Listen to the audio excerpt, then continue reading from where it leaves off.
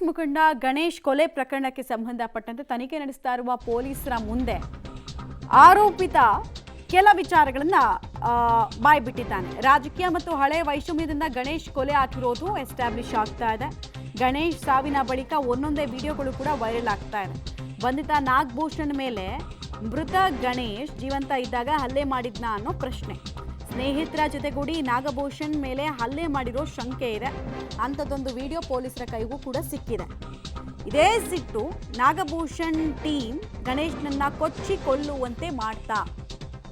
ನಾಗಭೂಷಣ್, ಸಂಜಯ್, ಮಿಥುನ್ನನ್ನ ಪೊಲೀಸರು ಈ ವಿಚಾರದಲ್ಲಿ ವಶಕ್ಕೆ ಪಡೆದಿದ್ದಾರೆ. ಅಜಯ್ ಮತ್ತು ನಿತಿನ್ ಹಾಗೂ ದರ್ಶನ್ಗಾಗಿ ಪೊಲೀಸರು ತೀವ್ರ ಹುಡುಕಾಟವನ್ನು ಮುಂದುವರಿಸಿದ್ದಾರೆ. ಹಲ್ಲೆ ಮಾಡಿ ಅವಮಾನ ಮಾಡೋ ಕೆಲಸವನ್ನು ಗಣೇಶ್ ಮಾಡಿದ್ದ ಜೀವಂತ ಇರಬೇಕಾದ್ರೆ ಅನ್ನೋದು ಗೊತ್ತಾಗ್ತಾ ಇದೆ. ಸೊ ಇದೊಂದು ಪೂರ್ವ ದ್ವೇಷದ ಕೃತ್ಯಕ್ಕೆ ನಡೆದಂತಹ ಕೊಲೆ ಅನ್ನೋದು ಕೂಡ ಅಲ್ಲಿಗೆ ಸಾಬೀತಾಗ್ತಾ ಇದೆ. ಆರಂಭಿಕ ಹಂತದಲ್ಲಿ ಇದು ಎಲ್ಲಿ ಬಜರಂಗದಳ ವರ್ಸಸ್ ಕಾಂಗ್ರೆಸ್ ಅನ್ನೋ ಆ್ಯಂಗಲ್ ಬರುತ್ತೋ ಅನ್ನೋ ಕುತೂಹಲ ಇತ್ತು. ಬಟ್ ಇದು ಹಳೆ ದ್ವೇಷ ಅನ್ನೋ ತಿಳಿದು ಬರ್ತಾ ಇದೆ. ನನ್ಗೂ ಹಂಗೆ ಇವತ್ತೆಲ್ಲ ಬಿಟ್ಟೋದ್ರು ಸಾರ್, ಯಾರೇ ಆಗ್ಲಿ ಅವನ್ನ ಬಿಡಬೇಡಿ ಸರ್. ಹೆಂಗ್ ಕೊಡ್ತೆ